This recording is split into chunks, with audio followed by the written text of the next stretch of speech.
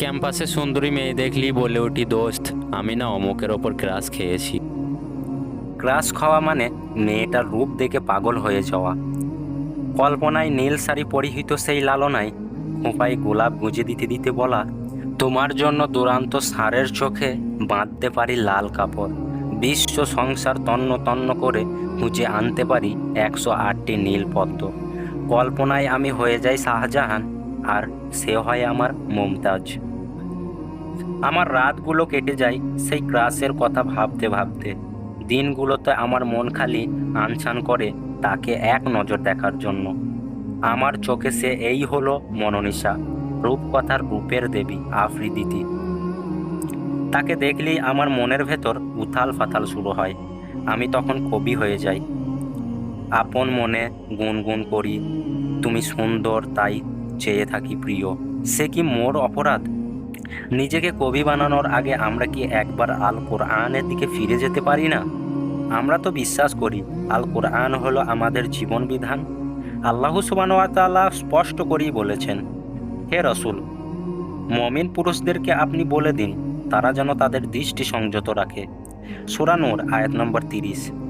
আমাকে জানতে হবে, কোনো বেগানা নারীর দিকে ড্যাব ড্যাব করে তাকিয়ে থাকার অনুমতি আমাকে দেয়া হয়নি, বরং হাদিসে বলা হয়েছে কোনো নারীর দিকে দৃষ্টি চলে গেলে সাথে সাথে ফিরিয়ে নিতে। ভুলেও দ্বিতীয়বার যেন মুখ তুলে তাকানো না হয়, কারণ দ্বিতীয়বারের তাকানোতে শয়তানের কুমন্ত্রণা থাকে। শয়তান তখন মনের ভেতরে কুমন্ত্রণা দেয় আর করিয়ে নেয় বিভিন্ন ধরনের পাপ কাজ। একটি সহিহ হাদিস থেকে জানা যায়, মুজদালিফাহ থেকে নেওয়াই যাত্রাকালে আল ফাদাল ইবনু আব্বাস এক মহিলার দিকে বারংবার তাকাচ্ছিলেন।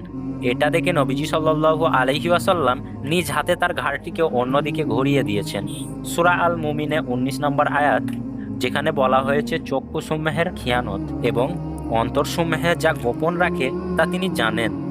এই আয়াতের ব্যাখ্যায় ইবনে আব্বাস রাদিয়াল্লাহু আনহু বলেন, এই আয়াতটিতে এমন একজন ব্যক্তির কথা বলা হচ্ছে যে কোনো বাড়িতে যায় এবং বাড়ির সুন্দরী মহিলার দিকে বারংবার চোখ ঘুরিয়ে ঘুরিয়ে তাকায়।